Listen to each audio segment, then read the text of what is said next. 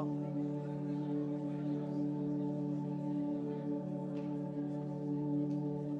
Ça va, et toi?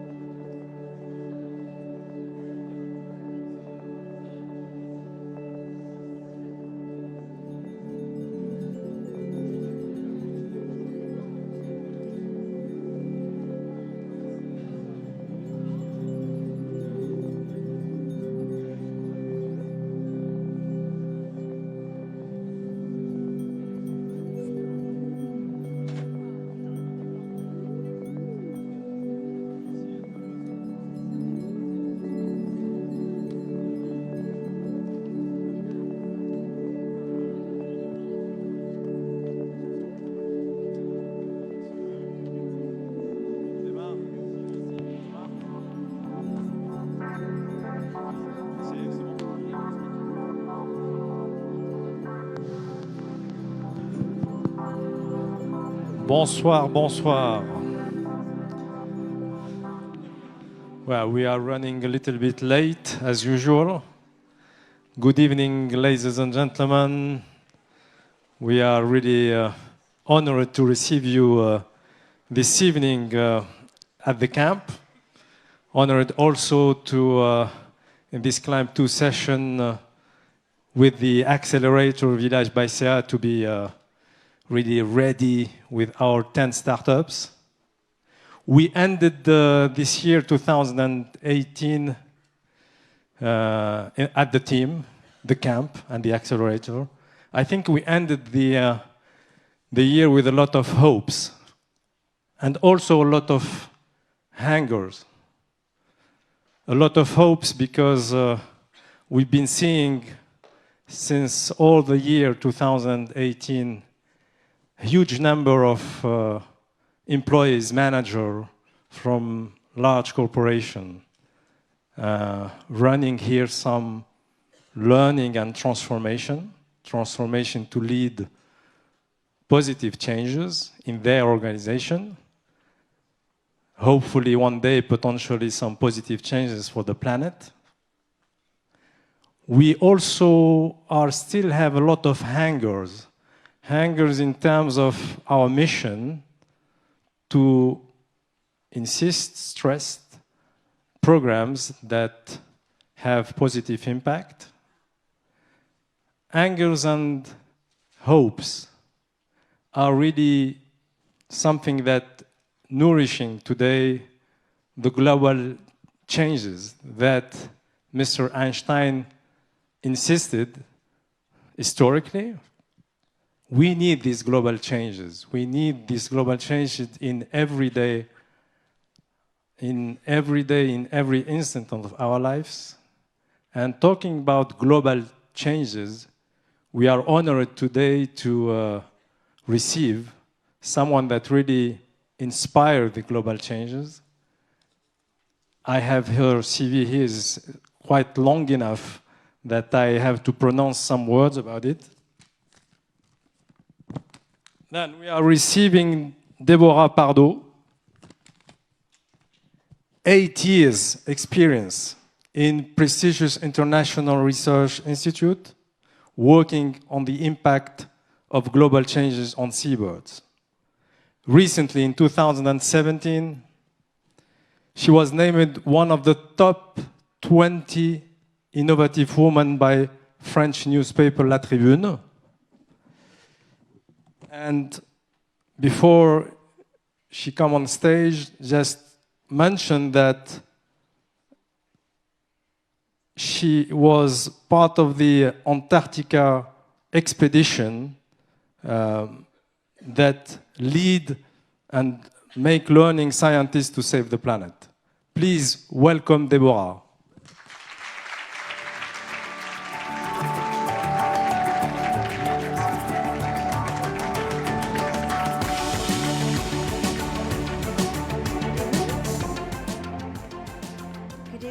everybody. It's a pleasure to be here tonight. It's quite impressive. So, let's go. I'm going to talk to you about changing the status quo and doing that by revealing the potential of women. I know there are not just only women in the room, but I'll take you through the story. Why do we need to change the status quo? Because we're entering a new geological era recently. They don't agree on the date yet, but it's called the Anthropocene. It's where humans are becoming the most important driver of the geological times. We have an impact in everything we're doing, moving, learning. We have an impact on the environment, and we are driving everything in this era. Our species is also starting to cause the sixth mass extinction. That means that 65,000 million years ago, dinosaurs disappeared. That was the fifth mass extinction. This year, this time, it's because of us.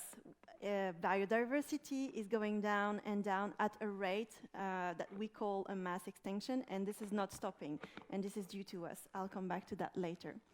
We also have reached the end of massively acknowledged paradigms that don't make sense anymore.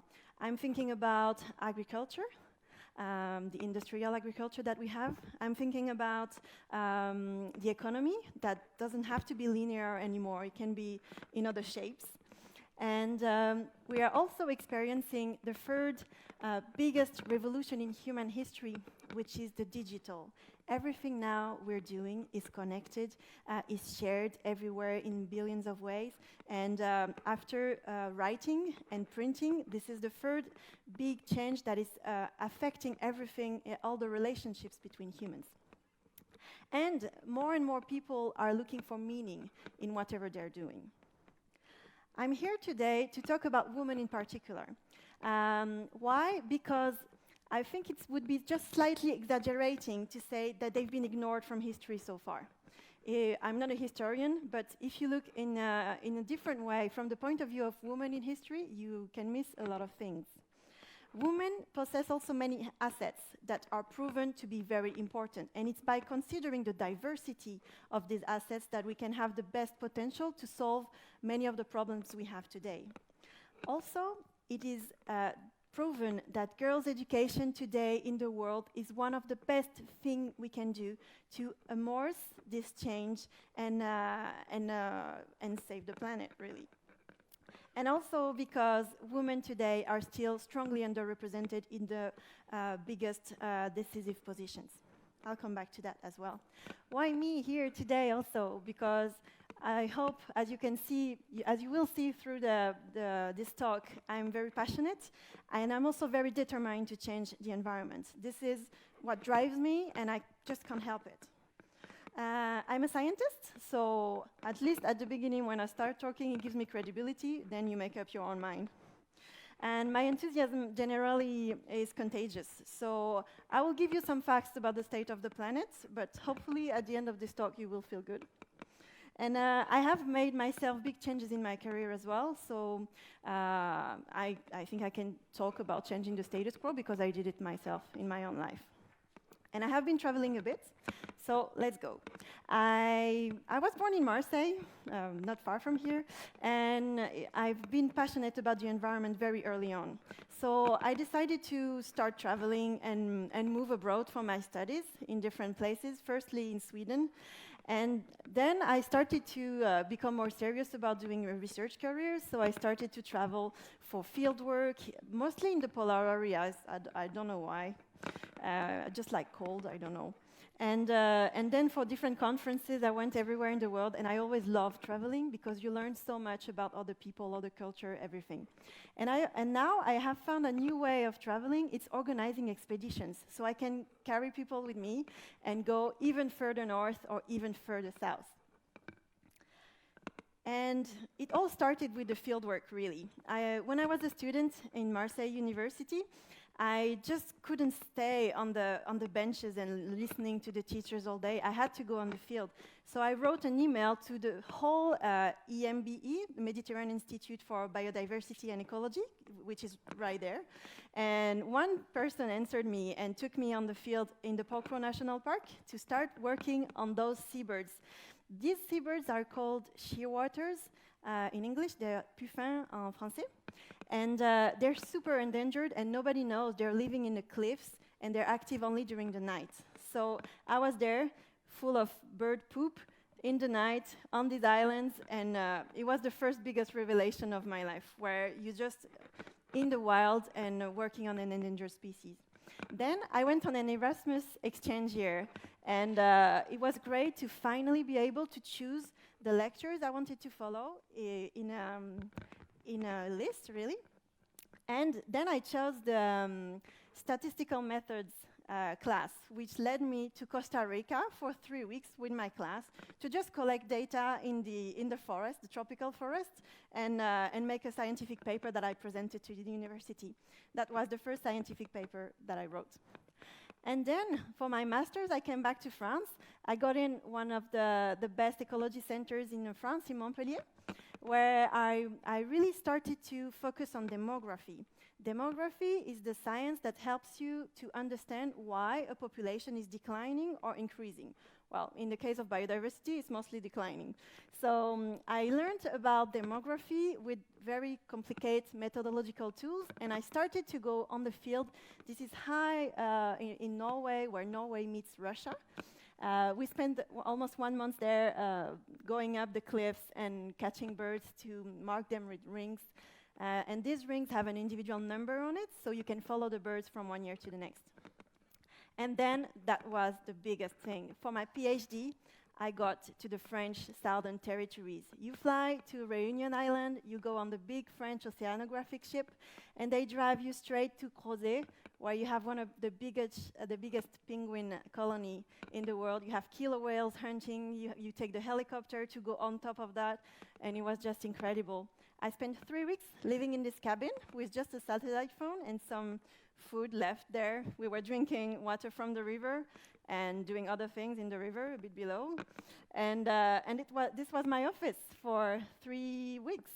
I can say I'm a specialist of this species of albatross, the black-browed albatross, which is declining a lot. You can see here there's a ring, and there's a baby as well. They can live up to 60 years. They have only 1 chick every year. So when they are killed accidentally in the fisheries, the population cannot just recover. And this is how you catch an albatross. You put gloves on because the beaks are really sharp.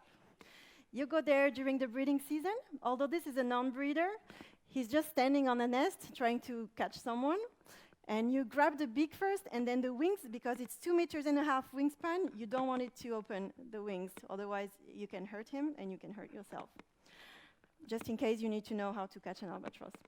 And then I was hit by the publish or perish thing. So, as you know, maybe, there are 5 massive, I don't know what's this. There are 5 big extinction risks that the humans are creating today for biodiversity. Climate change, the introduction of invasive species, habitat degradation, overexploitation of resources, and pollution. We are at the center of everything, with everything that we are doing. I was telling you that.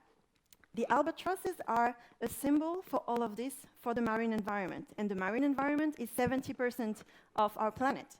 So we really have to know what's happening. And because marine, by definition, is underwater, it's very difficult to know what's happening. So by studying albatrosses, you can really understand the problem. It's either bycatch in fisheries, where people catch albatrosses instead of fish, and the albatross follow the boats because they know they release a lot of discards that the birds can feed on. It's climate change, when you have the small chicks staying on their own for the first time because their parents are feeding, and you have a massive extreme cold event, all the population dies. It's plastic. You must have seen these pictures. They happen more and more, not only in albatrosses, and it's invasive species, when you have rats and mice that were not introduced on purpose, but are eating the albatross chicks alive. So the albatrosses are very emblematic, so they talk to everybody, but they are very endangered. So it's a great model to study what's happening with our planet. I will go quick with this, but I started making very complicated mathematical models to try and explain the relationship between what we observe with climate. This is the sea surface temperature and the probability that an extreme event will hit them.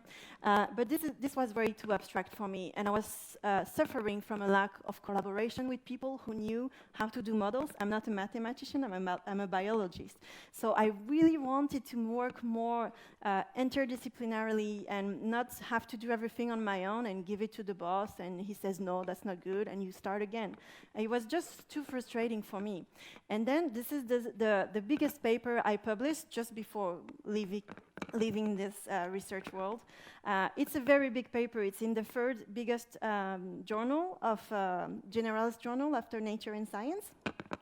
And I was really happy, but I just couldn't take it anymore. I showed that in the gray-headed albatross, the adult survival is decreasing because of a combination of very strong climate change and very much overfishing. This is this combination that is killing them. So they were upgraded on the red list, downgraded, and still I had the impression of not doing enough. And this was due also from a lack of leadership from my part, because I was not able to drive my boss or the team around me from below, and also because leadership in research, as far as I understand, was not a skill that was very needed.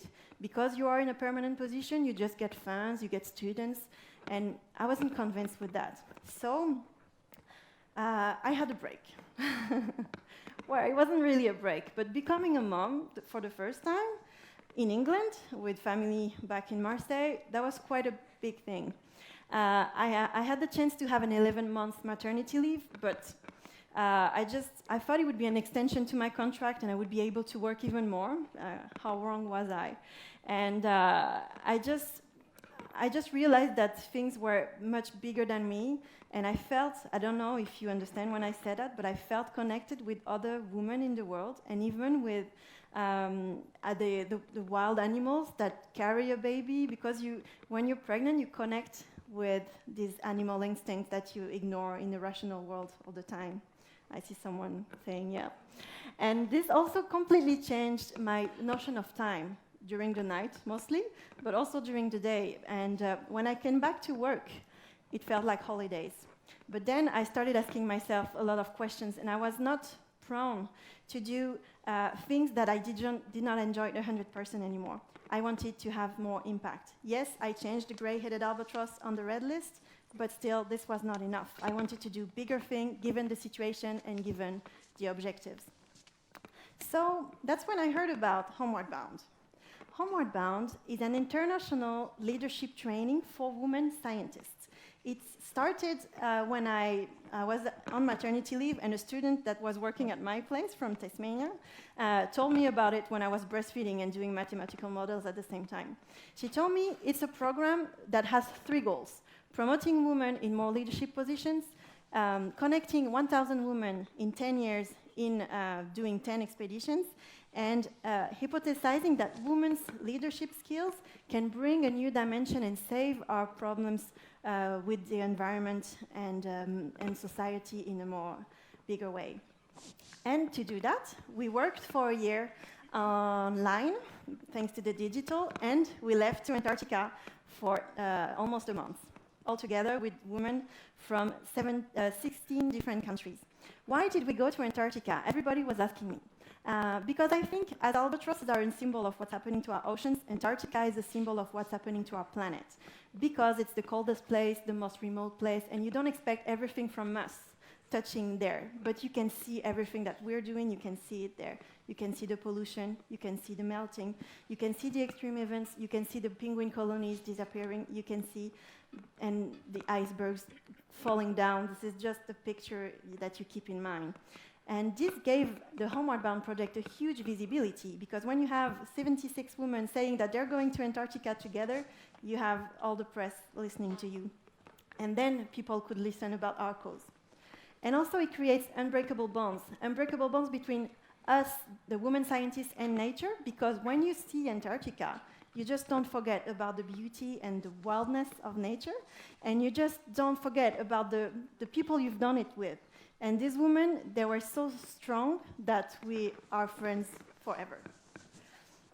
I was the only French from these women of 16 countries. And I think this is also why I got the award, because the French people they didn't hear about the program much, and also they don't necessarily jump for it in one go, especially when you have to raise 20,000 euros. I had to raise 20,000 euros to follow all these leadership tests and all these emotional agility tests that are very expensive. And also to pay for the trip in Antarctica, that is also very expensive. So how did I do that? The first step was being terrified. I had no idea how I was going to raise that on my own. And I started trying to explain to people, okay, I need 20,000 euros to go to Antarctica on a leadership training. What? And then I started feeling guilty. Why would people give me money to go to a place to train with something? I didn't understand. So I started going into groups for environmental protections, for women's leadership, for women scientists, and people started to understand and being impressed about the possibilities of the program.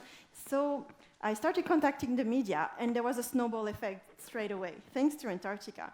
So I was in the news all over in France, in the UK, in the US, in Argentina, in China, and I gained, little by little, I gained self-confidence, and I started convincing more and more funders to give me some money, and I tried to stay authentic, because I think this is the key for me to work, and I kind of revealed a businesswoman that I didn't know existed in my researcher's life. So this is what happened on Homeward Bound.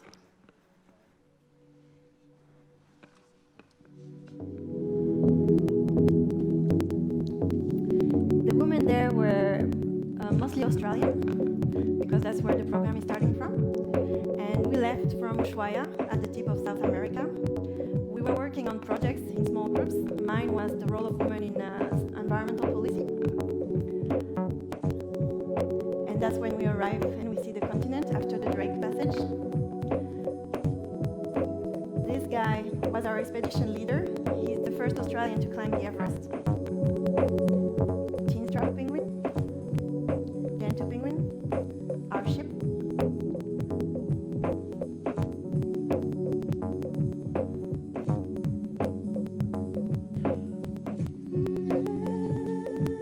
We went on, so every day we were stopping in different spots. In the morning, for instance, we were visiting areas where a Norwegian crew was stranded for a year and a half, eating penguins and building a building with rocks. We visited the volcano. This place was my favorite, in the Weddell Sea, where you just have icebergs 50 meters high and hundreds of meters wide. They have thousands of years, and this is where Shackleton's boat was stranded, if you know the story. We had women from all backgrounds, all scientific backgrounds. They were social scientists, creel scientists, astronomers, and this is Deception Island, an old whaling station where they used to kill, I think they killed 1 million whales in 30 years. And the whales are coming back. And the program keeps going. Last year they had a Nobel Prize on board, and this year there's Christiana Figueres coming on board from the UN and Paris negotiations.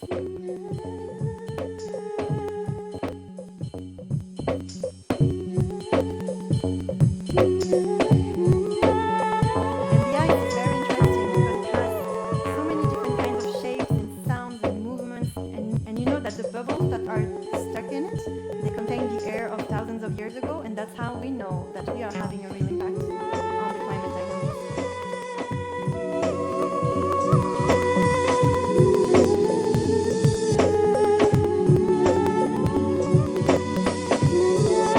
The whale coming under. We have the documentary on board. The documentary crew, they're filming with the drone right now.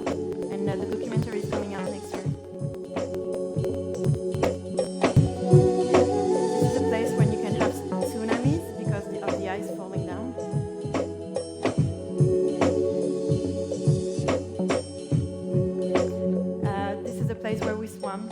50 women in a bathing suit running and screaming in a minus 0.6 degrees water.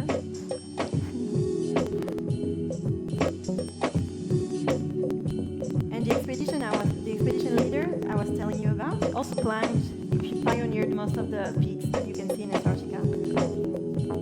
This is our strategy leader. She explained all the strategy you can have to develop your profession. And that's the end, where we came back to Ushuaia. Thank you. So after leaving this experience, I came back into a hibernation phase. I needed to figure out what I wanted to do with my life, professionally and personally as well. I started also thinking about women in the world, about all these women scientists who were erased from history. I don't know if you know any of these names. Maybe Rosalind Franklin is one of the most famous. But they all made major discoveries, and their discoveries were stolen. I also started to look at some facts. Here in science, you have 50-50 men and women at the beginning, and you have only 3% female Nobel Prizes. And this is where I dropped out. I left the curve here. Because after my first postdoc, I just couldn't bear moving again to another country with my family for a small job. And if you look at in the world in general, you have 28% women doing research in higher positions. For politics, it's business, it's also in the same numbers. And but if you look at outreach, for instance, the people that take time to explain science to others, it's mostly women. So I don't want to be sexist or anything, it's just the data. But if you look at how women are educated, how the media is influencing what a woman should be like to succeed, the lack of female role model, the gender pay gap, the lack of self-confidence, the sometimes publicity who drive you in one way or another, that's how you end up to those facts. So we need to change this way of seeing the world in order to benefit from everybody's what they can really achieve. If you look in poor countries, women are the poorest of the poor. They also know all the basic living things that you need to know to sustain your family. They have this, but they don't receive any pay for that. They have this silent knowledge of the fire, the water, the wood, the seeds, and they have this unstoppable drive to sustain their family on the long term. So they have the long-term vision. But when there is an extreme event like in Bangladesh in 1991, because of religious constraints, cultural constraints, sometimes women end up being 90% of the victims.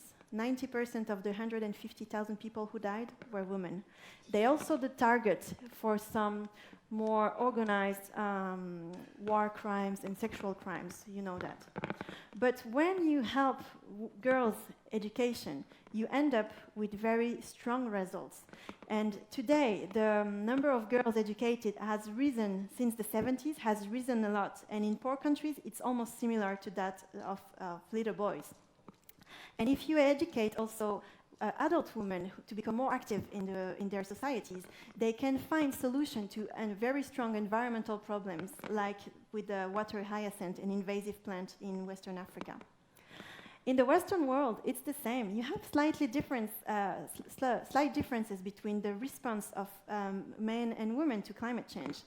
The heat wave in 2003 in Europe, for instance, killed more men than women. More women than men, sorry.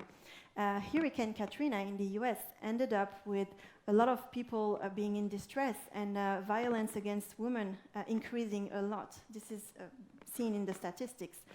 And concerning attitudes toward climate change, you also see that this is not very significant, but you also see there's a tendency for women to be more concerned and more proactive towards climate change. So I'm not showing you these numbers to tell you that women are better or anything. I'm just showing you that we have a different vision and we need to consider all the possibilities because the time is now. We have, I've shown you that before, and to me, this is how you solve the problem by considering the diversity of solutions. Women in leadership. I'm starting to believe, although my boss, when I told him I was going on Homeward Bound, told me, but I don't see why you need leadership. You're a researcher. You don't need leadership. During Homeward Bound, they showed us this and told us that in the statistics, the very serious studies have shown that women and men are slightly different. And women express the 9 key leadership capabilities more often than men. So why not having more women in leadership positions? And also organizations with greater diversity have much greater performance and resilience towards economical crisis, for instance. I think, I just told you, that leadership is the key. We have to stop trying to think that there's one way of doing leadership, which is the very Trump way, the very male, very white hair, very old white male syndrome.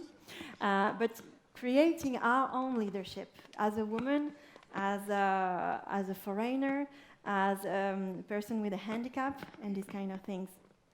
And also, I'd like to add that if there's a science approach in that, and that more people are converting to science career into normal jobs, we can have also an impact. So then I decided to become an entrepreneur when I came back from my hibernation phase. I started working on different aspects to try and have the most impact on the environment I could. One of them was to work as a sustainable development teacher, and I worked with the Apprenti d'Auteuil the whole scholar year last year to work with kids in social difficulty and bring them to Svalbard in Norway on the North Pole. And we were sleeping in a very remote area with just tents and guards with weapons, and we saw a polar bear in the middle of the night. We saw the tracks of the polar bear. We saw foxes in abandoned Russian cities, and we saw glaciers that are collapsing. It was a very moving experience for them, although they don't show you that, but I know I had an impact on them. In 2 weeks, I'm going back to Antarctica as a naturalist guide on a luxury ship. I have never worked with this kind of population. I hope that by being there with them, I can also show them that it's not just about watching the world, you can be an actor in the world. I'm working now as a scientific consultant in a Pure Ocean Fund, who was created by David Sussman. He has a seafood company who is trying to protect the oceans by convincing the fishery industry from the inside to invest in protecting projects for biodiversity. And also creating events that bring scientists, experts of the marine field, and the fishery industry together. I'm also working in a changemakers team that is called Free Team, and is trying to bring back the human and the meaning in organizations. And it's very interesting because there's a journalist from the main French channel, there's a specialist of finance, there's a journalist, a fintech person, a realizator, and a human resources professional, and I'm learning a lot. And we build together, with our differences, a package to accompany organizations. As you may know, in 2020, Marseille is capital of biodiversity. It is huge because we are receiving in June 100,000 people from, it's like the COP of biodiversity. All the congressmen of the world are coming in Marseille au Parc Chanot to discuss about the targets that we set. And it's time for us as Planet Biodiv. I'm being part of this association who's organizing in 2019, the year just before, a congress to show people the city and the people in the schools, everything that we can do at our scale every day to act for the planet. It's going to be focused on positive solutions, and I hope to see you all there. We will also build, in this context, a giant octopus in recycled plastic with the schools to expose in au Vieux-Port, in Marseille. And finally, this is my baby now, my third baby. I'm working with the amazing Nathalie Hill, who is an ex-model, and she's now marin, captain of a boat. And we have designed together Earthship Sisters, which is an accelerator of women's ambassadors. We want to train women as I received, but all women, not only women scientists. This is a Homeward Bound Ripple project, as they called it. And we are going to recruit 14 women per year to follow 5 weekends of training in order to reveal their potential. And then they will carry a project for the environment with famous mentors that are coming on the ship with us at the end. And we are connecting them by living on a sailing boat driven by Natalie all around Corsica for 2 weeks. I'm repeating what I lived into Homeward Bound because I think this needs to be in France now. And given the amount of candidate applications we have received from 3 different nationalities, I'm thinking we really respond to a need of women to act together for the environment. We're actually announcing the winners and the finally selected candidates early January. So stay tuned on Facebook if you have any interest in this program. To conclude, I'm here. I'm sharing my story in quite a few details. I'm sorry if I've been too long. Not because I like talking about me, because I think what I've lived in my career, not being satisfied with what I have, being, I think I can say, courageous enough to change completely. Although people were telling me, "You're crazy. You have all the skills to do that now," and I think a lot of people are experiencing that today, and maybe some of the pictures are actually transiting from another job. And I hope I can empower others to become change makers, to do what they think is right for everybody's good. And I don't want to stop believing that together we can change the status quo. Thank you.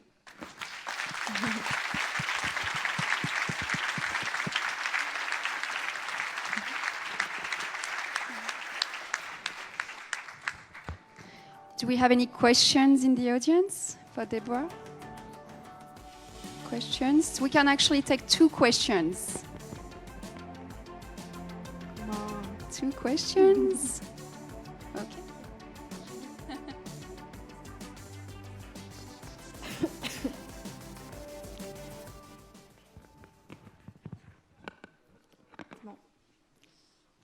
While you were in Antarctica, have you noticed by yourself the changes in the icebergs on the continent and everything in terms of environment change? I like to answer no to that question because you cannot notice change in 3 weeks. You have to, of course, when you see a big iceberg breaking down, it's the image you have of climate change, but it doesn't mean anything because it's seasonal. But when you stop in a scientific station, we stopped at 3 scientific stations, one from Argentina, one from America, one from England, and you talk with the scientists there who study, for instance, the glacier. They told us something really striking. The glacier over there, 100 years ago, was here, and 10 years ago, it moved as much as during the last 100 years, so the rate of melting is 10 times higher. And this is when you understand, and they show you the dives they've done and what they got, and it's obvious that there's a big change happening. But you must not be wrong in thinking that it's only warming in Antarctica. It's also getting colder in some other places as well, depending on the movements. Some people don't know that. But I saw empty penguin colonies, and this is a real change. Well, thanks for sharing with us. My question was about the same. I was curious whether you noticed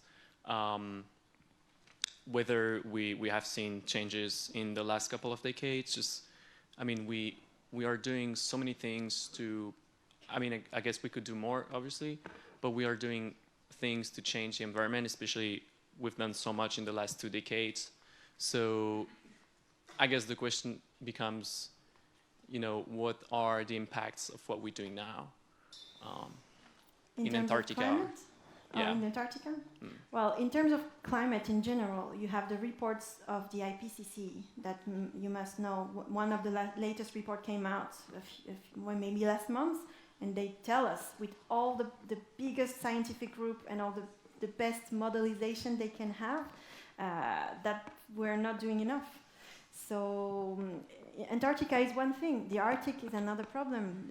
In the Arctic, I could tell the changes because it's going even faster, and because it's not a continent, it's just some ice on the water. and the changes have much more impact because no, actually the changes have more impact for sea level rise in Antarctica, because when you have ice melting on top of a continent, then the sea level really rises. So there's just a lot of things happening. There is a lot of impact. We have to move fast. But not stressing ourselves too much, because otherwise with fear we're going to stop moving and it's not good. So let's do the best we can as fast as we can. That's my message. Thank you.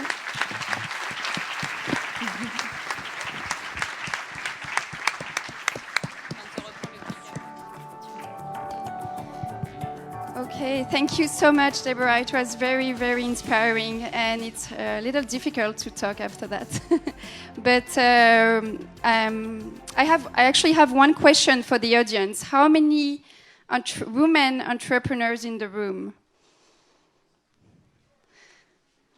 Okay, way too few. And I'm Pasha Christensen. I work with the Accelerator program together with Sofiane and Laetitia and Maktar and Yasmin. And we know that women are underrepresented in acceleration and incubation program. We also know that, I think it's 9% the number of women entrepreneurs joining incubation programs. So it's very low in Europe and in the US. It's close to 24% in Africa. And we also know it's very difficult to recruit women entrepreneurs to join incubation programs, because we've tried to do so together with Laetitia, organizing women pitch contests and reaching out to a lot of women groups. So we want to do our best for the next incubation program, Climb Season 3. And if you have any ideas or ways to collaborate, but we'll do create the ideal conditions for more women to join our incubation program. But for tonight, let's focus now on Climb Season 2, and I'll let Laetitia give a few facts and numbers about this amazing season. Thank you. Hello, everyone. So my name is Laetitia. I'm head of the program here, startup program at TheCamp. So just to give you an idea, we've been spending the last 3 months, we are 10 startups coming from 5 different countries. In Europe, from France, of course, also from Italy. We had also coming from Ukraine. We had startup coming from Africa, from Senegal. We even had an Indian startup. Thank you, Viresh, for coming by. So we are super proud to showcase, to give them the stage tonight, and to give you a chance to meet them as we had the chance to meet with them during these 3 months. Just to give you an idea of what it is to spend 3 months with these 10 startups, which mean 26 actually team members. Well, we decided to give you some figures. So approximately, I think we have drank about almost 360 liters of coffee. Since we had Italians, and thank you again, grazie mille Fabio, 6 panettone.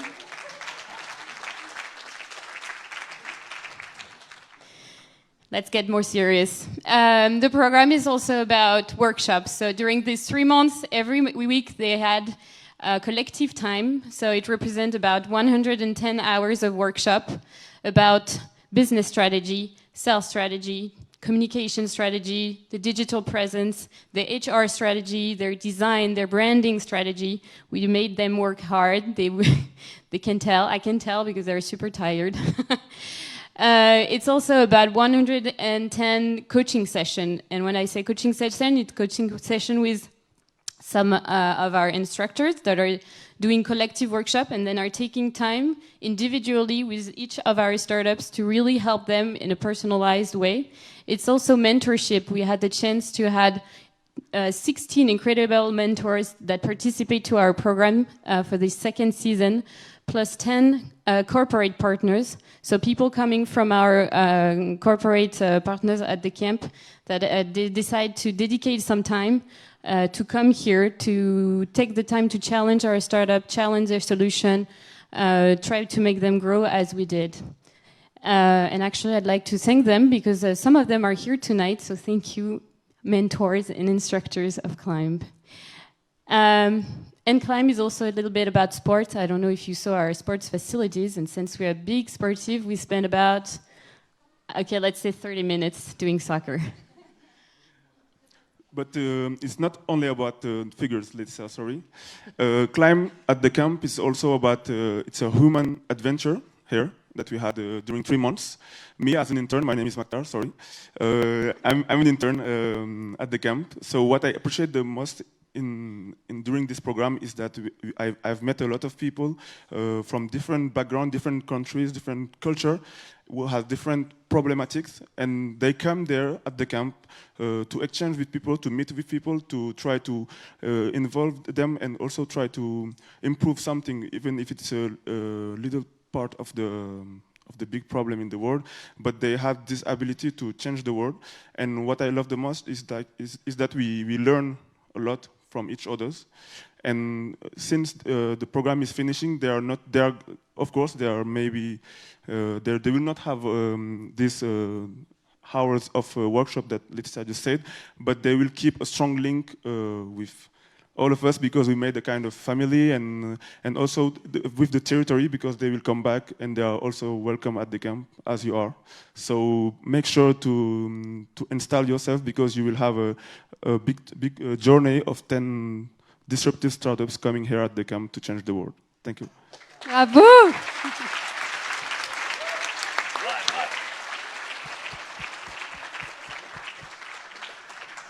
Yes, indeed, take a seat and be ready for 10 pitches. We will be starting talking about cultural differences and backgrounds. Would like to start with Mira.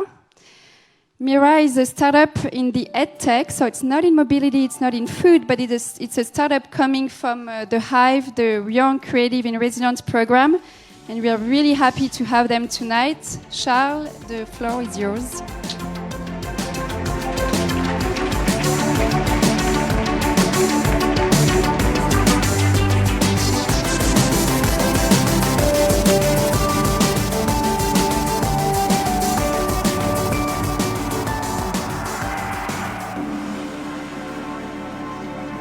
Hello.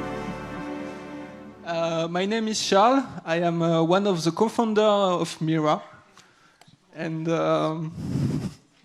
when we started Mira, we started with a simple question.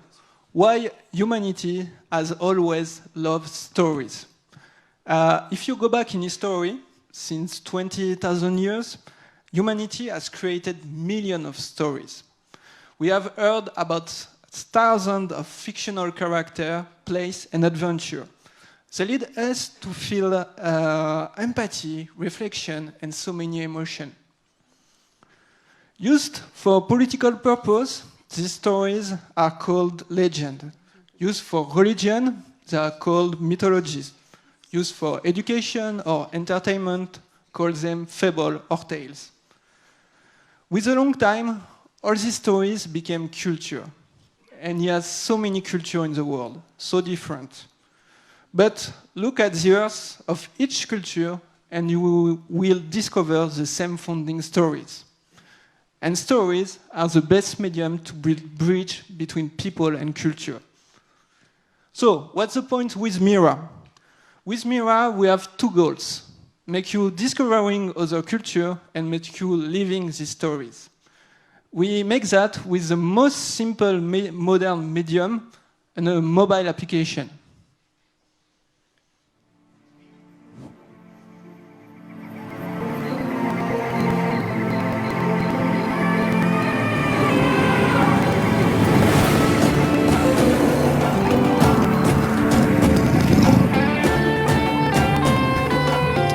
We combine and innovate in web functionality and VR system to create immersive experiences. Activate the visual system and you can now travel across the tales. Activate the reading system and you are now the tailor. It is an intuitive application that allows you to transmit not only the stories themselves, but also the atmosphere and the emotion.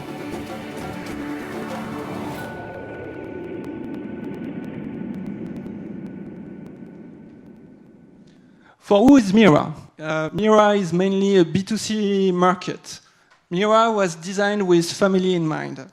It's a global market of 7 million families who spends 700 euros per year on digital content.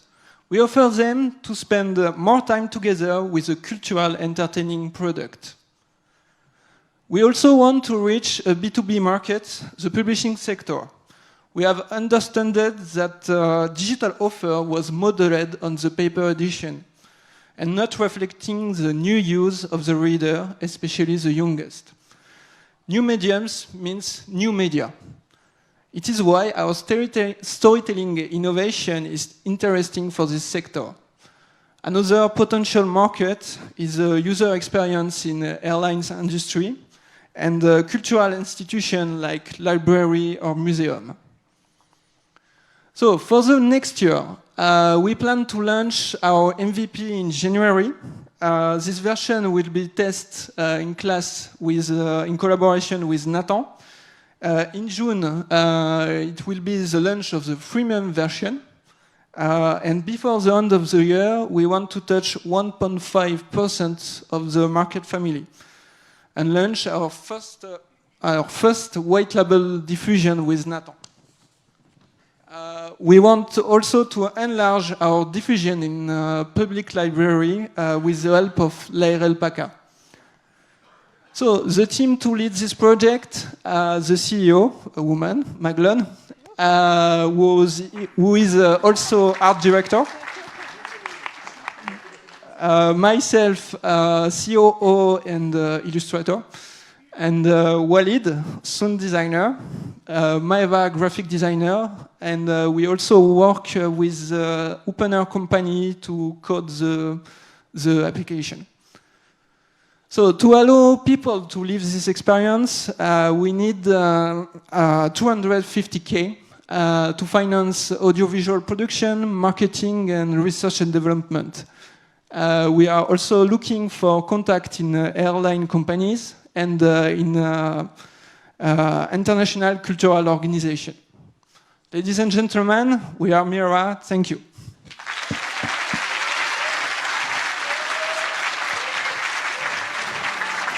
Thank you, Charles. Yeah, a big round of applause for Charles because it's actually one of the first time that he's speaking. Normally it's Maglone, but who couldn't make it tonight, so pretty impressive. The next pitch, yeah. The next pitch, we're gonna take you to India. Well, actually, it's not entirely true. We're taking you a little bit of India here in Europe. And for that, I'd like you to introduce Viresh, who is coming from La Ciotat.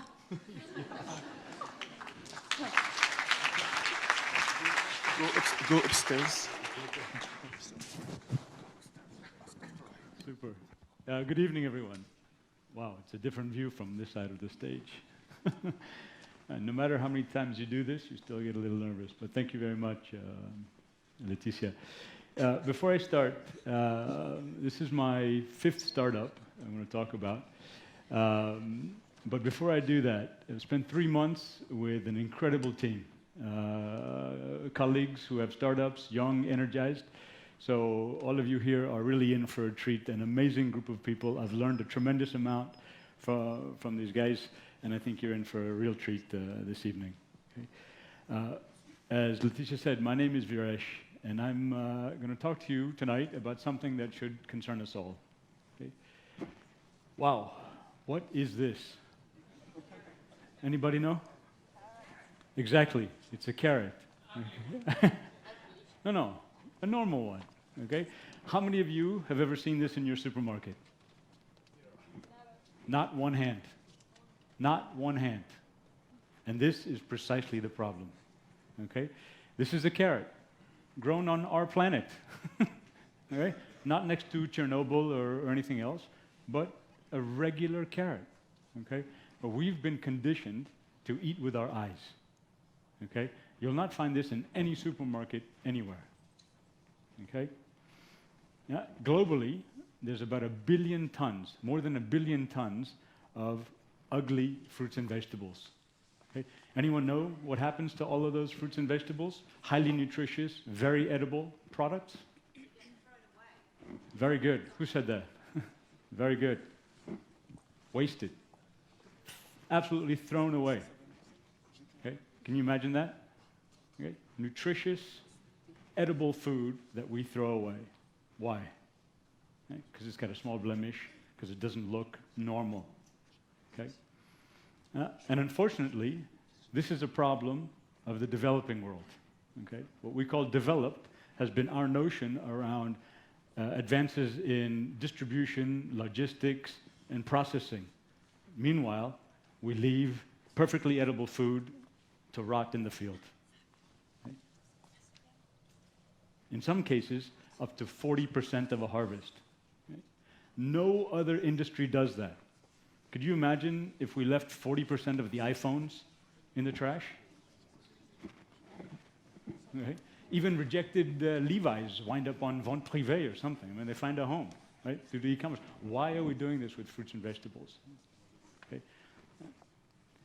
In France, the agricultural powerhouse of Europe, 7 million tons every year is thrown away.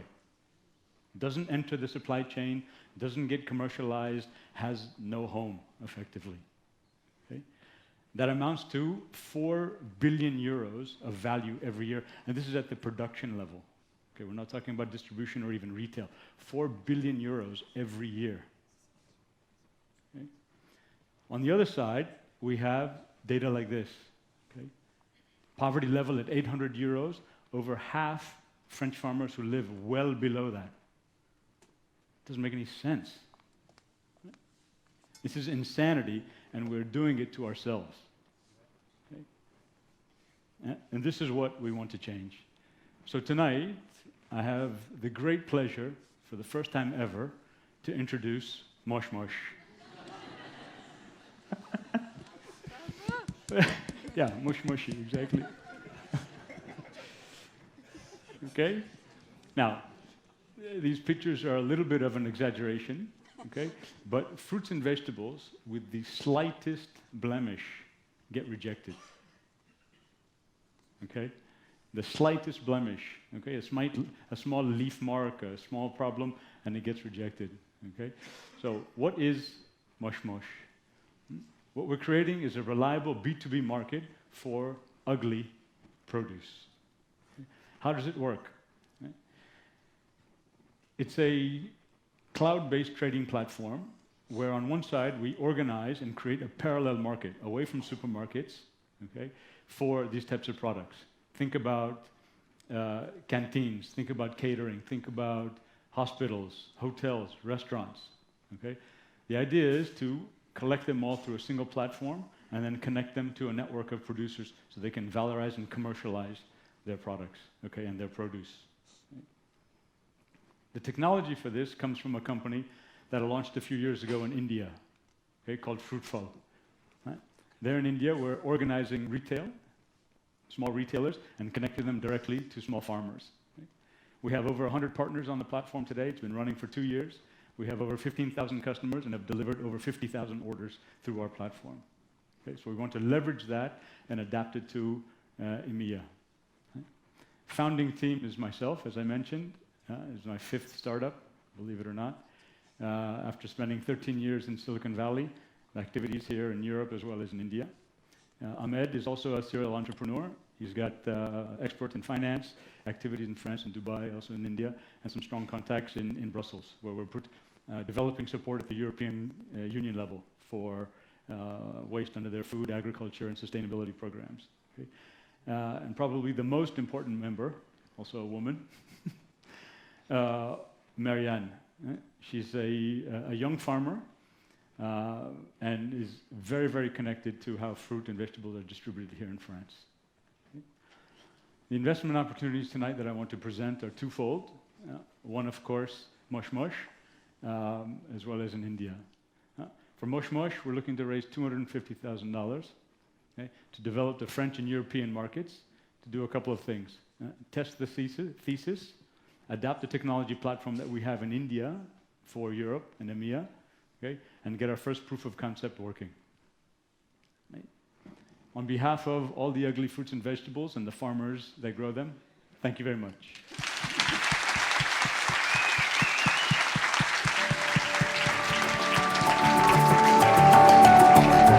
you, Irash.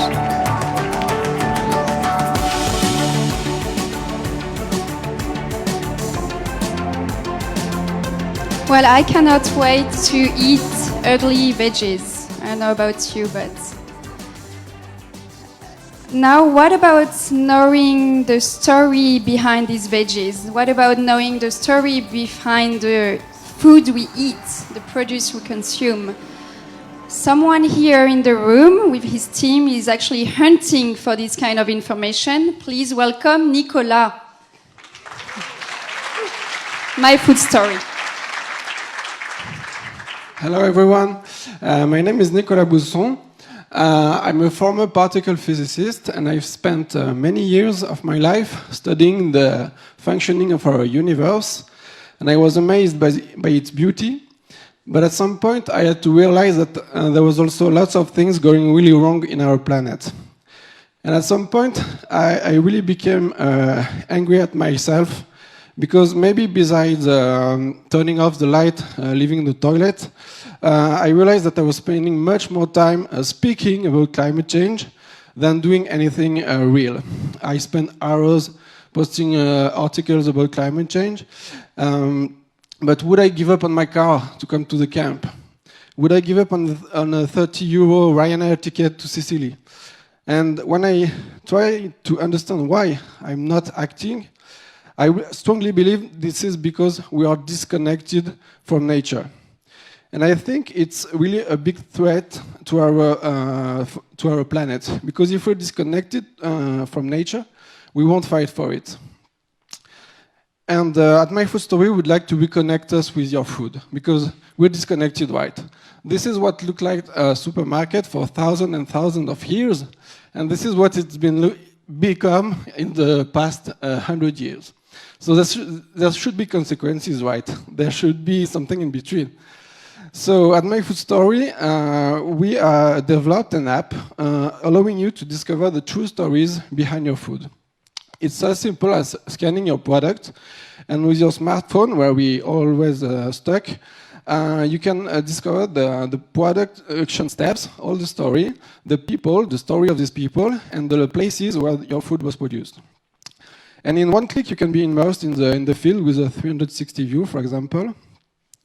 But of course, we don't want you to be stuck on your smartphones. We want to grab your attention with your smartphones, but at some point, we want to bring you from virtual to real life. And how? Well, allowing you to follow producers' activities, like on a social network, and allowing you also to schedule farm visits to your favorite local producers. So how do you create these stories? Because we don't rely on an open database. These information are very valuable and they don't exist yet. So of course, producers have to create these stories. First, they have to shine our transparency chart, stating that they open the gate and be transparent in the platform. We can also help them with professional shooting. And then they can handle the activity, their visit, and deal with their stories. Who's going to watch these stories? Well, actually, French consumers have a very strong appetite for food transparency. About 30% of French consumers would like to know everything about their food, according to a very recent survey. And the proportion of people using mobile apps while shopping to better choose was multiplied by 3 during the past 6 months. So we strongly believe that food transparency is the future. How are we going to make this an economically viable solution? Well, professionals will have to pay to spread trust and transparency in the supply chain. Because it's new transparency for producers, we give a freemium plan for the producers to test the product, the solution, and then they will have 2 premium plans, and as well as for retailers and restaurants to better showcase the products in our application. The consumers have a free access to the app, but they pay only when they actually reconnect with nature, when they go and book a farm visit. They will pay to the producer and we take a commission on the sales. So we have a couple of competitors starting in the UK. One of them is called Provenance. They recently raised 800 kilo euros. A smaller one, Tag My Food in Switzerland. But basically, there are also lots of investments of big actors like Carrefour, Leclerc in automating traceability. But we can basically be partnering with all the food actors, like the labels, the one who sell organic foods, or the famous apps that help the consumer choose better products. So our roadmap is the following. In January, thanks to TheCamp, we are organizing a test in the Sodexo restaurant of the Crédit Agricole siège.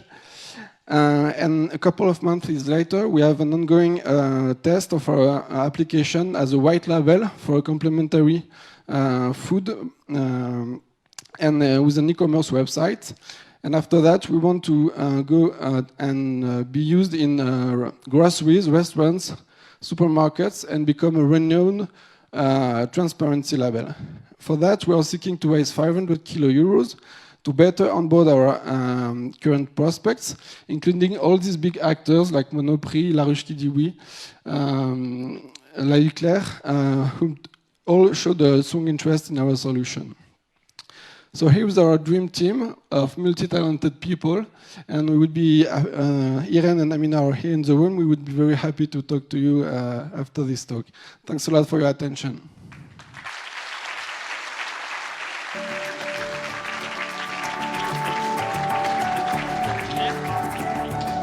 Thank you, Nicolas. Again, I think we can give him a round of applause, as he was very, very, very tired these past few days. For the next startup, even though he's been the one feeding the whole crew for like 3 months, bringing coffee, making ristretto because we were not doing the proper coffee here at the camp. Yes. It's not a startup about food. It's a startup about mobility, because we have two focus during this batch: sustainable mobility and the future of food. So I'd like you to meet Fabio from the H company.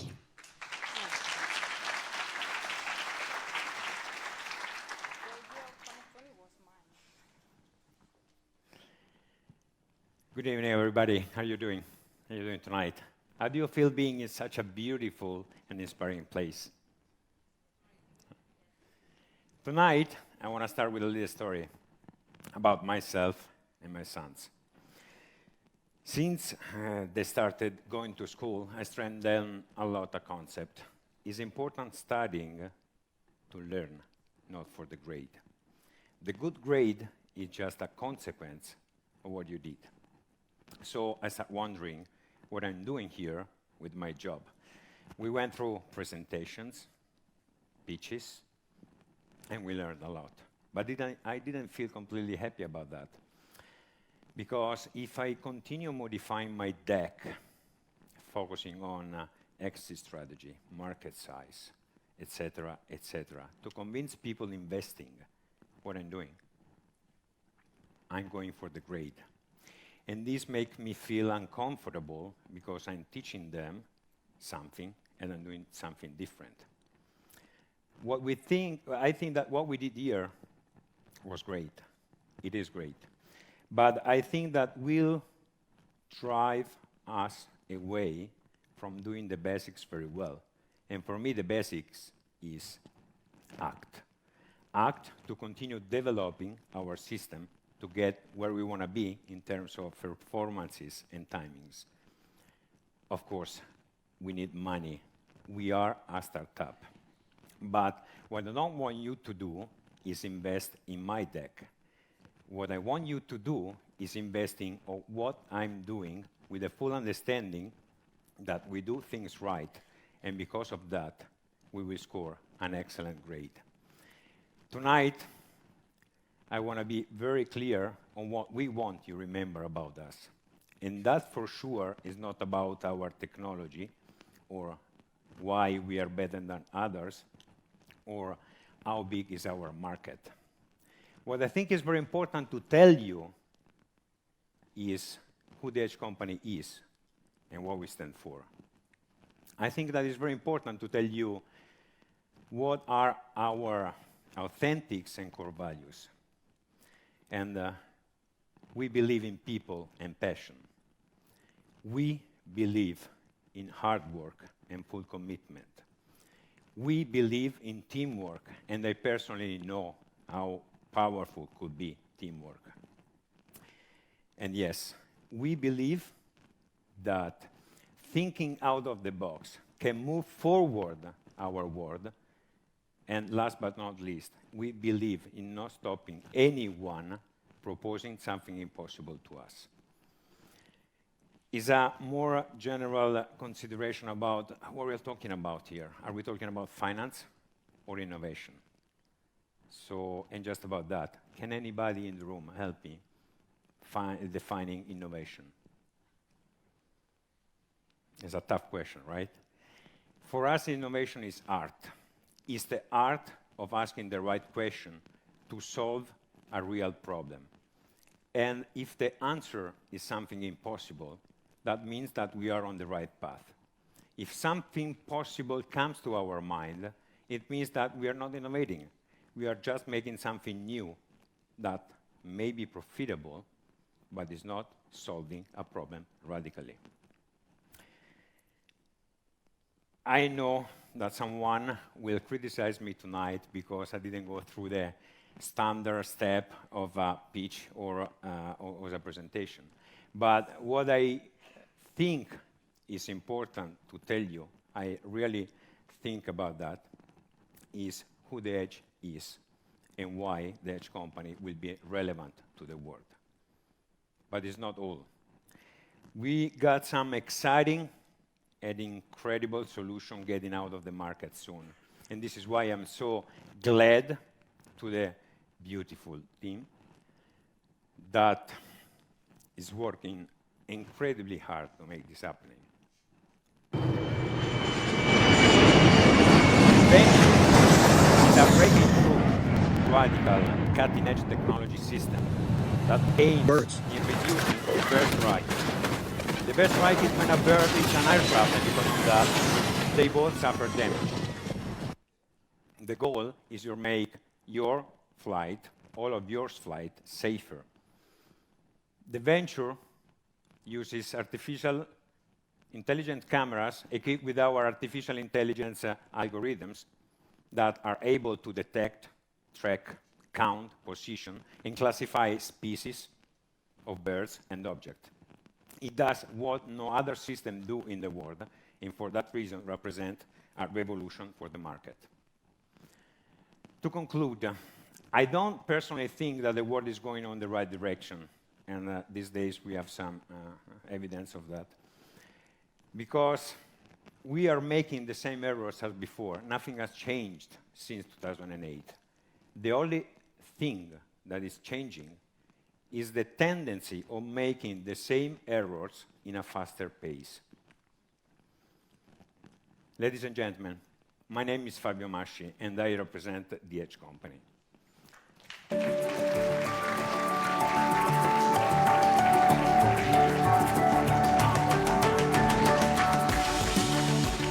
An Italian startup that never forgets about the beauty of our dreams. Thank you for listening.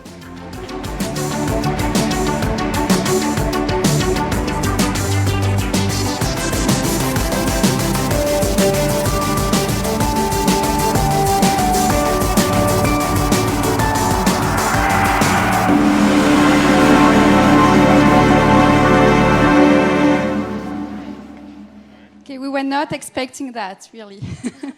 I don't know when you changed the slides, but we haven't seen anything.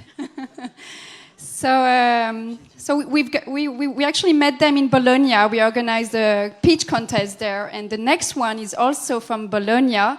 We're gonna fly a little lower, and we're gonna go meet the bees and a new way to produce honey. So welcome on stage, Roberto.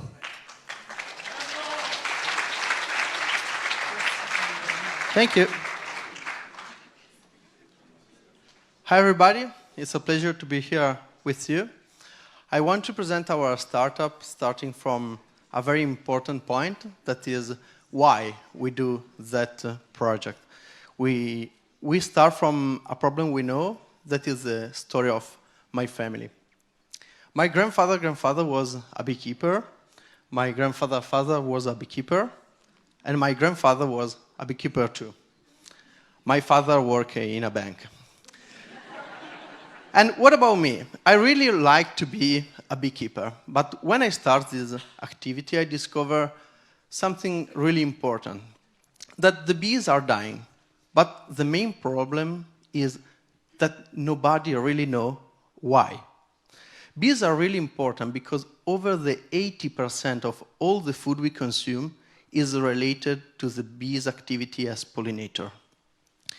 And if we continue this way, we can have very serious problem. For example, that's a picture of a traditional almond field in California, and that's how it will look next year.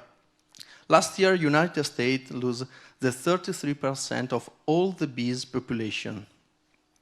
So that's why we decided to start Being with my co-founder, Gabriele, and with our team. We have a special advisor. Alberto is one of the main famous professors in Italy. He studies bees for a long time at university. And we are glad to have a lot of mentors thanks to TheCamp. What we do? We have 3 products with one strategy. First of all, we develop a miniaturized sensor, then a hive, and we collect data. The sensor. Our sensor is really small and is able to transform every traditional hive in what we call an augmented hive. In Europe, we have 16 million of traditional hive, just to give you a number about the market. Our sensor have different sensors on board, and now we are, because we are already in the market, we are ready to give important information in real time to the professional beekeeper. So thanks to our sensor, they can save time, increase the production, and reduce the bees loss.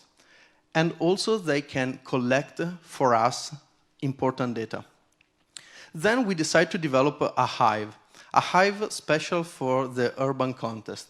Why is special? Because it allows everybody to extract the honey without entering in touch with the bees. So it's really safe, and every day you can take your fresh honey, and keeping a hive in your garden or in your balcony, you can help the whole repopulation of the bees. So, thanks to the sensor inside the traditional hive and the sensor inside our new urban hive, we are collecting data and more data. And these data are really interesting for the beekeeper, for the farmer that want to understand how is going the production, because the production of the field is really related and connected to the bees' activity as pollinator, and chemical company. But what is more interesting is that studying this data with artificial intelligence, we can discover new important things about the bees. Because we work with university, and today all the university in the world study 10 hive, 20 hive. Nobody today study 1,000 hive, 2,000 hive, okay? So we can sell our data with different business model to different players, beekeeper, farmer, agrotech company, chemical company, and so on. That's our roadmap. We started last year. We sell 200 devices with a production cost of 150, and we get an important partnership with a distributor. Now we are producing a new lot of 1,000 devices, and we are preparing a crowdfunding campaign for our hive. Next year could be an important year for us because we hope to be able to produce 20,000 devices, sell more hive, but what is more important is we hope to start selling data. These are our revenue of last year. We sold the device with a subscription model, so every year we have revenue from the device we sold the year before. And that's what we are looking for. We are looking for an investor that can help us to scale fast, collect more data, and we hope to find a solution to save the bees. Thank you.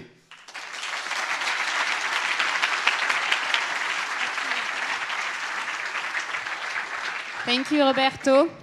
So we had the 2 Italian startup, was not made on purpose. The next startup is also about food, and it's for our well-being. They are coming directly from Ukraine, which was a start at first for us. And we are very happy to had the chance to meet with Pavel and Sergey. And I'd like you to introduce Pavel for Future Food. Good evening.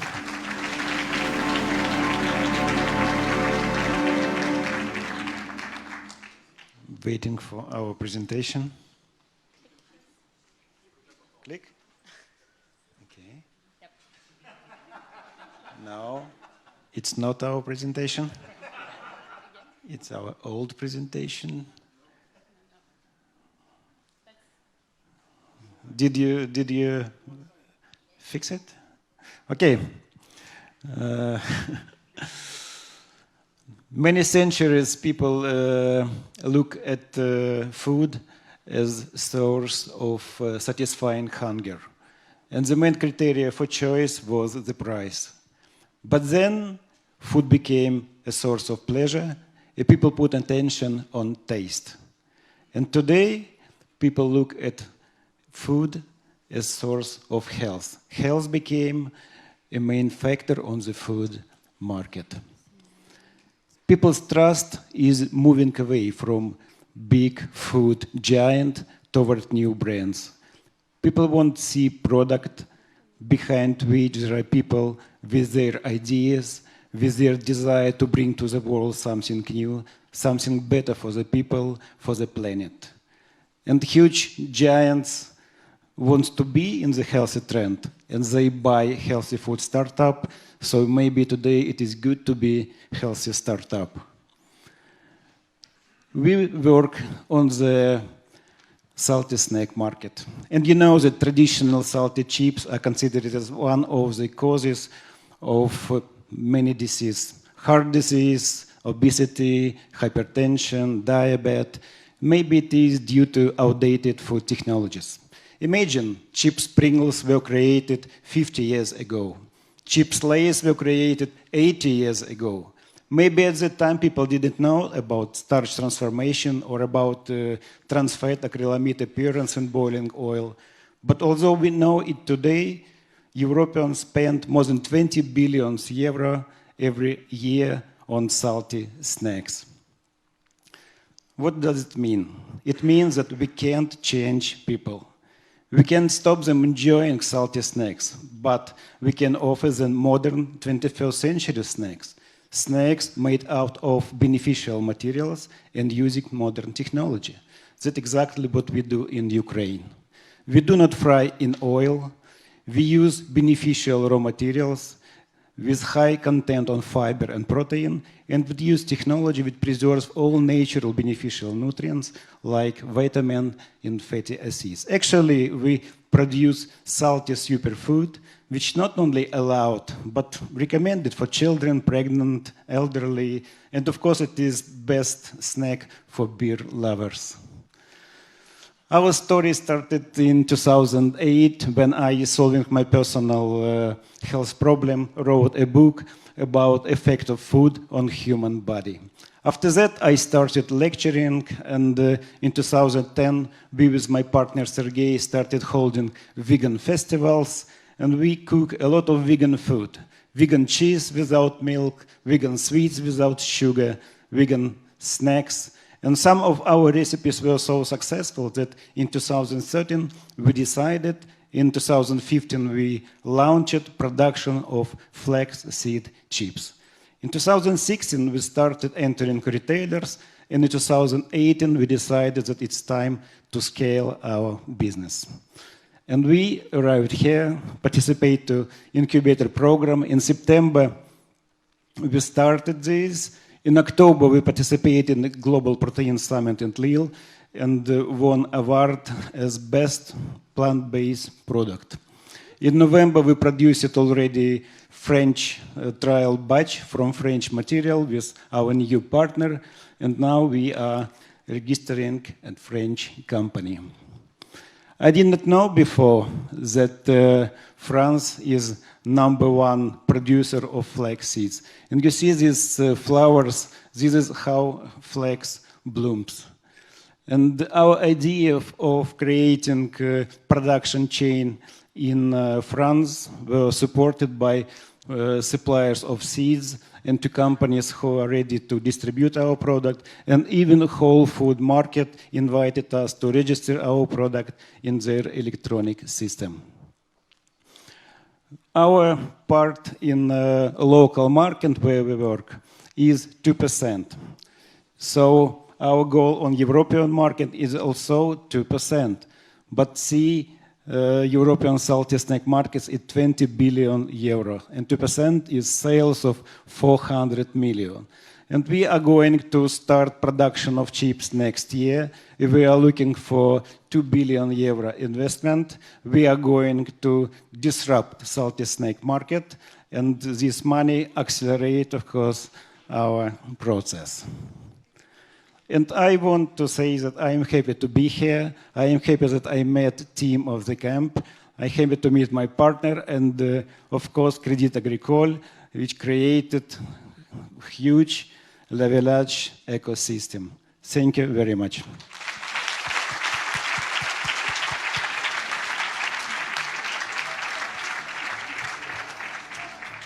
Thank you so much. They also learned French. So this is a big improvement. They moved here to Marseille. They braved the cultural differences. They built bridges. They made a lot of progress during these 3 months, thanks to themselves, thanks to Bruno. And so they deserve a big round of applause. Thank you.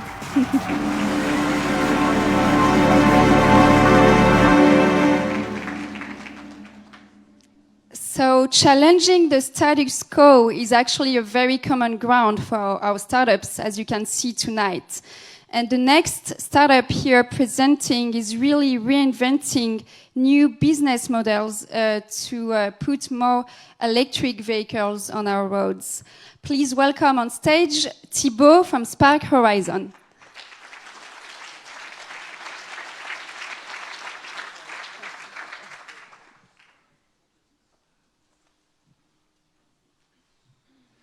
Hi guys, I'm Thibaut and I'm the co-founder of Spark Horizon. I will tell you a bit more about something that is on the spotlight right now, electric vehicle, and for good reasons. It allows us to reduce 2/3 of carbon footprint per vehicle. And as you can see, there will be more and more electric vehicles on the roads in the next few years to come. More than 10 million in 2025 and 25 million by 2035. However, these projections suffer from a major bias, the needed rollout of charging infrastructure. And to support that transition, we would need 1 million charging stations by 2025 and 2 million by 2035. Today, the low access to charging is the largest barrier to electric vehicle, and namely the painful user experience to access the plug and actually the low density of those plugs. So to be successful in triggering mass adoption in electric vehicle, one needs to rethink the refueling paradigm of electric mobility as a whole. Charging an electric vehicle has nothing to do with refueling gas stations. It's much longer, but electricity can be readily available everywhere. Towards this line, Spark Horizon have been working very hard to build basically the new lifestyle charging experience of tomorrow, connecting value-added services and activities to the charging component, and linking brands and businesses to their communities. We've built an IoT network of fast charging stations readily accessible from the touch of a smartphone. This has 3 main features, basically an advertising solutions, personalized and location-based, an energy management platform that enable in real time to access client access and real-time data information about energy management, and a plug-and-play access through a smartphone that enable people to basically search, access, and pay for charging stations. This solution is a win-win solution for three main stakeholders. EV drivers that can benefit from a denser and more convenient network, retailers that can offer a very attractive service and revitalizing their real estate, but also brands that are looking for a more performant, a more engaging and insightful media to reach their audience. Spark Horizon is working on a concession business model. We offer a turnkey and at no cost charging solutions to retailers, and we sell media space on the charging solutions and energy. This business model around advertising and energy enable us to be very reliant and basically break even in 24 months, as opposed to most charging stations that are today installed at a loss. In the last 12 months, we had a tremendous traction, signing 50 stations with the largest real estate groups. We've recently closed a partnership with a large media investment group, and we're currently in discussions with 3 French retailers for a large rollout starting from Q1 next year. This ambitious project has become a reality thanks to an ambitious and committed team of now 10 people with ranging expertise from financial engineering, media sales, and IoT technology. So today, in 2018, we've worked on proving the business model. It is a very hard business model to prove, and today we have generated 70,000 in revenue. We've raised already €500,000 and signed with the largest real estate developer. And now we want to achieve by 2020 to be the largest privately owned charging network in France by building a strategic partnership with one of the 3 retailers that you've seen before. And for that, we need to raise 1.5 million in seed funding. I thank you very much for your attention, and if you have any questions or working on energy or advertising, please come to talk to me. Thank you, guys.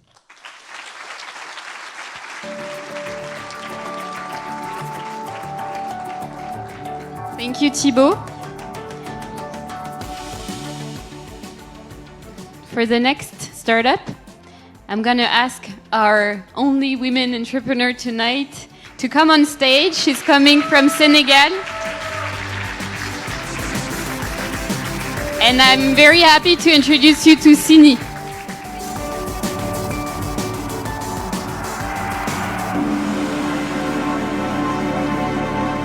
Good evening, ladies and gentlemen. My name is Sini Samba, and I'm from Senegal. Tonight, we are going to talk about the babies, our future. Our company, Le Lionceau, makes baby purees with high nutritional value in Senegal. You might be asking, why baby purees? I will tell you the story.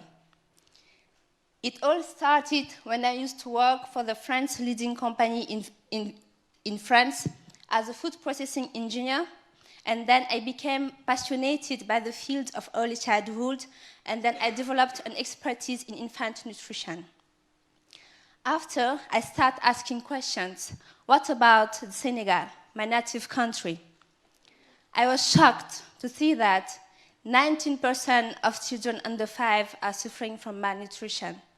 And parents ask a lot of questions about the infant nutrition. Moreover, the country is full of natural resources.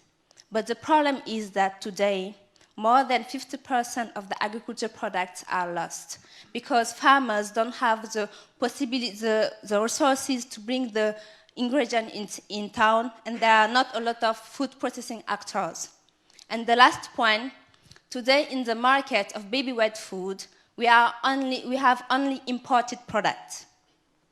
So I will let you imagine the potential of the market in Africa, where each year 40 million of babies are born. That's why I decided to take up this challenge and to go back home. And with a complementary team who share my vision, we have here Rémi Filasto. We decided to create Le Lionceau to give a local, alternative and tasty product for the babies. And our aim is to improve the nutritional status of babies and also to strengthen the local food value chain. And for this today, after 2 years of R&D and market researches, we propose today baby purees made from local ingredients with high nutritional value. We use, for example, the baobab fruits or the fonio, and our products are 100% natural without preservatives or any additives. And we do not add any added sugar to accustom children to the natural taste of products.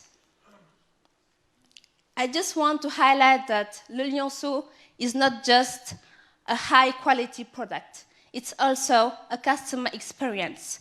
Thanks to our platform, we have built a community of moms which we support and give them advices in the infant nutrition, which is very important to build all the health capital of the children. And our company has a strong impact in all the value chain. On the one side, we have built sustainable partnerships with local farmers to help them to increase their incomes, and in particular with women to empower them. And on the other side, it is with babies by offering them adapted products with high nutritional value. And the last point is that today, in the environment, we have set up a reuse system because we use glass jar, and this reuse system helps us to reduce our packaging cost and, of course, to have a positive impact in the environment. Our vision is to become the reference in West Africa. And for this, we need first to be well implemented in Senegal and to cover all the country. And after, we will implement an innovative diaspora to Africa model. Basically, we are going to sell to Africa, and we are going to sell to diaspora, and we are going to distribute the products in Africa. And after, our ambition is to replicate our model in all the West African countries because it is the same problem: malnutrition, farm losses, and only imported products. And for this today, we have started our production and sales activities thanks to the Love Money and with some grants. And we have also got a partnership with a local school where we do our production. And since last month, we have recruited 2 more employees in our team. Our challenge for the next year is to accelerate our production, to increase our capacity of production, and to diversify our range of products. And for this, we are looking for 300 key euros to invest in the marketing facilities and, of course, to develop our digital platform. So, ladies and gentlemen, the trend is on, and today you have the unique opportunity to invest in a company which has also a big impact and, of course, a big potential. Thank you.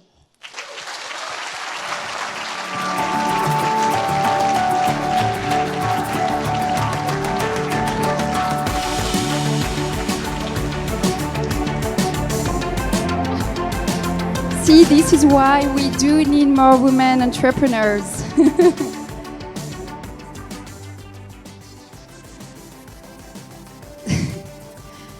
Now, driving a red convertible car down Highway 1 in California won't be that sexy anymore after you see this presentation from EvoPods. They are reinventing new ways, means of transportation. Please welcome on stage Sébastien from EvoPods. Hello. Hello, everybody. So today I'm going to talk to you a little bit about bikes. And most of it, my goal tonight is to show to you, to prove to you that this is not a bike. or actually that this should be way more than a bike in our everyday lives. But before talking about bikes, let's talk a bit about cars. So why do you buy when you buy a car? You buy pretty much a dream. You buy those kinds of pictures. You buy empty roads, full speed driving on the 66 highway in the US. But in the end, what you live every day is this, and your big shiny SUV is stuck there, right behind all the others people that are getting and trying to get to work every morning. And by the end, you end up alone in your car, pretty pissed because you're going to be late, and at an average speed of 14 kilometers per hour in our cities today. So this is why today a lot of cities and the French government, since not so long time ago, are telling to everybody, bikes are better. People get to do biking because it's the more greener way to move around the city. It's good for your health and it's good for the city. This is true, but if we think a bit about our habits, the uses that we could have of a bike, it's still hard to picture ourselves getting rid of our car to leave this every morning to get to work. For example, whether it's raining, whether it's cold, whether you have long distances to travel, the bike still has huge brakes that prevent us to getting rid of our car in order to do this every morning. So this was pretty much the beginning of our journey, and we thought maybe it's time to think different. Maybe it's time to reinvent the way we move around the city. Maybe it's time to build a new way of moving that could gather all the advantages of a car and a bike together. So we would be quick, efficient, green, protected, in a comfortable space, all of this all around. So this is how we created EvoPods. The concept is quite simple. It's just we build pods that will allow to transform any bike in a second into an electric vehicle. So you just take your old dusty bike off the garage, you get into one of our stations, you plug your bike into one of our pods, and from now on you'll have a fully electric, comfortable, electric assisted vehicle that will allow you, as you would do with your car, to take a passenger at the back or to benefit from a trunk to get to do groceries and stuff like that. And at the end of your trip, you just put back the pod at the station and end up the end of your trip by bike. At the end, our goal is to build a full network of stations around the city in order to bring electric and efficient vehicle access to everybody around the cities. Today, to build this, we are 3 at full time. Simon, which is a developer that works on all the IT stuff. Florian, which is a city planner and a public policy expert that works on these fields, and myself, mobility expert. Today we introduced this concept to a lot of cities in France and in Europe mostly, and we had really great reviews and great hope for us to be implemented in those cities. For example, we have been invited to Amsterdam, and we'll be there for the 22 of January. We'll go there for the 22 of January in order to see how we could experiment our pods on their territory. And on the other end, we also had great reviews for end users, such as maybe you, potentially. And so half of the people we surveyed are telling us that if this was implemented close to their house, they would use this on a daily basis. So from now on, how do we earn money? Because this is great, but is it reliable in the future? So our income recovers subscriptions and users fees, ads, and a bit of e-shop sector. So we could expect 2.4K incomes per pod per year. And on the other hand, we have a lot of costs, of course, that recovers maintenance, charging, insurances, and of course sales, HR, etc., etc. And for that kind of business model, we could have a net profit of 1K per pod per year in circulation. So if you multiply this by the number of pods we could put in a city, this gives you a little bit of the picture that we can get at the end. So today we're still at the beginning of the adventure. We have pretty much done all the first steps. We have terminated all the mechanical studies, all the proof of concept, and we will be able to ride on our first pod in a few weeks from now, in the beginning of January. We will bring the pod here so everybody can enjoy riding it. Our goal for next summer is to build the first full-scale experiment here at the camp with several stations and several spots. And in order to do that, we need to raise 300K in order to industrialize the process of production, and also in order to deliver the pods to the people that already are telling us that they want to buy one from us. In the end, our goal is then to build the experiment here at the camp and to be able from January 2020 to build the first full-scale experiment with a public authority, with a TT. And we will be able to duplicate the system in other cities by 2021. So I'll give you one last meeting. Come here next summer at the camp to try the first pods, and I hope you'll enjoy it. And so thank you, and save the bees.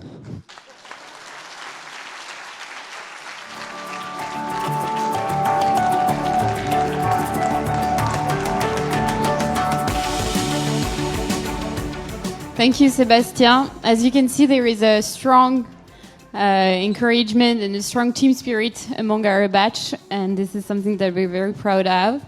So last startup, but not least, and I'm really glad that Jean-Christophe accepted again to be the last one, because it's a tough part, but he has let you take the mic. Thank you. Thank you. Thank you for the additive pressure you're putting on me. Okay. So I'm going to talk about more rice. I'm not Maurice, I'm Jean-Christophe. And we created a vegan dessert made in Marseille.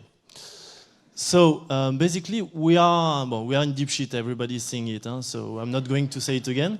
But we are BioCop consumers, and when we used to go to BioCop, we could find some dairy products, some soya, but apart from that, not so much choice. And we said, okay, what could we do out of grain, out of local cereals? Okay, we are in Marseille, we have Camargue. Could we do something out of it? And basically, rice is interesting because it's full of starch, and starch is a natural thickener for desserts. So we said, maybe we could do something. And on top of that, rice is quite neutral and quite sweet. So we said, okay, let's try. And the brief is really to have something natural, local, organic, but last but not least, tasty. So this was the challenge. And we did it. So basically, we invented a process, very easy process. We mix the rice, the whole rice, with water. So we get rice milk. We will eat it, and the starch, so it will grow, and we'll have something very thick and unctuous by adding as well a ferment. It's like a normal standard yogurt at the end. And at the end, you get something very natural without additive. And when you compare it to standard yogurt, because you all think that standard yogurt is quite healthy, but it's not. Why? Because, for example, a fruit yogurt that we'll give to your kid, it's full of sugar. It's like 13 grams of sugar per 100 grams, while Red Bull is 11. Okay, then you have many additives out of it. You know the famous E something. You have many additives, flavors, you have colorants, and the strawberries that you see falling down into your yogurt, they come from China, just close to here, right? So it's for the health, it's not quite healthy as well. So that's why rice at the end is quite interesting, because you have half the sugar, so only the sugar from the fruit and a bit of sugar, and it's from here, it's from Camargue, and the strawberries will come from France. So we really dedicate on doing something like this. And as they come from France, we don't need flavor, because they are good like this. So we'll rediscover the flavor of the real strawberries. So it is interesting as well for your kids, that they don't think that Yoplait is the real flavor of yogurt. And the good thing out of it, and that's why we came to the camp, is like this process, very easy. You take a blender, you blend it with water. It could be adapted to any cereals that has starch inside. And many cereals have starch inside, not only rice, but as you can see on the map, even the green banana. So we are making some tests with green banana, and it's working. Sometimes they throw it away, because they cannot export it. There is not enough demand. But no, do not throw it away. Transform it into yogurt, into a local yogurt in your country, healthy and fun, so that people stop eating dairy products, which is not what they are used to. They are most of the time intolerant to dairy products, but we force them to do so in China and in Africa. And we don't valorize the local resources, so the farmers are dying. The farmers, they don't sell the production, so it could be as well a way to valorize again the local production. So what is the strategy? We'll come back to France now. So basically, we really, you all have in mind Michel Augustin. Well, we want to be the vegan Michel Augustin. Okay, we're a recognized brand for that. And for that, today we are producing ourselves in a small atelier in Quartier Nord in Marseille. But we have a capacity of 20 tons. We are about to sign an agreement with an industrial, very recognized in organic, and we'll have a potential capacity of 500 tons. So this is already something where we could really go and expand the business. And the strategy in terms of sales, so today in our small workshop, we are selling already to 100 shops, okay? And we are making, since last month, 5K euro turnover per month. And the objective is to double this figure, for sure, in terms of number of shops, but we will not tackle only the specialist shop market, because there is so much demand for this kind of product. People want to go out from soya, they want to go out from dairy, so we could have many applications. We are already selling to restaurants, so maybe some of you know Double. We have some proposals from Cogent in Paris, so already lots of offer for that. And as well, traditional will come, so Carrefour, because it will be big volumes. But at the end, I told you already, we want to be the Michel Augustin of vegan. So we are already going to launch in March the vegan ice cream, the famous More ice cream. And voilà, so the idea is really to expand and to have more shops and to go into markets, diverse markets. So in terms of really business figures, this is the most interesting slide. Most visual. So today, as I said, so this is the yearly turnover, but we did a 5K euro last month, and the objective is to be above 65% of gross margin. Okay, this is the objective, and to have a 12% EBITDA by the end of 2023. So we are quite ambitious, but we just multiply the number of the turnover we are doing by shops by the number of shops we want to reach in this year. Our needs. So I see we are the people who need the most, but we need 750K. And how do we spend it? So as I said, we will not invest in industry. We don't care about industry. We will outsource, but we will invest in people. We'll invest in sales. We'll invest in digital marketing. We want to do crazy movies. We want to do street marketing. We want to, I don't know, make a yogurt shop in the city. We want to really be innovative on that, and for that we need good people in marketing, people in sales, but for sure we want to innovate because our product is interesting, but some people will copy it very soon. So we want to do new products with a mix of cereals. There are plenty of ideas. We are really many ideas. We don't meet that. It's not an issue. And so we need people and digital marketing. And how do we find it? 500K in capital and 350K in debt. We are already in contact with BPI. And how we'll do that? Because it seems very nice, but we have experts in our team. We have for R&D Christophe Favreau. So he's the guy, he's the genius of the group. So this guy has been working for Vendée-Mortel with the biggest frozen baker in France. And he was R&D, so bakery is about ferment. So he's expert of the ferment. Damien is 10 years experience in finance. He has been working for Pomona. It's a wholesaler of food as well in France, very famous. And me and my son, we are the strategy. So I've been working for Danone 7 years, where I learned many things. And voilà. So thank you and save the bees.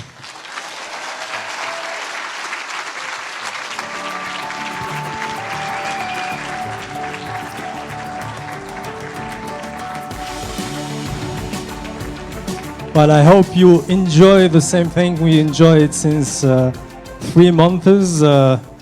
If I was you, I mean, you should invest in these companies. This is the next pépite, probably. I would like, before finishing, to Thanks, a lot of people. I hope that I will not forget no one. Well, let's begin with Crédit Agricole. We have some senior members, Damien, Romain, Yann, that was really the beginning of the story and helped us to back all this kind of nice program. Our startups, our mentors, we have Marcel, Jean-Louis, Audra. I cannot cite anyone. There is also some corporate mentors that are not here today, Sodexo, Accor, Vinci. I don't forget them, I think the majority of them. Some of the colleagues of TheCamp, communication, we have Antoine, is not here, Julie, and others that really interact these startups with big and large corporations that really value their value proposition. And the team, probably, in a certain way, Pachu, Laetitia, Bruno, which is considered part of the team, and our big sales guys, Mr. Maktar. Thank you a lot.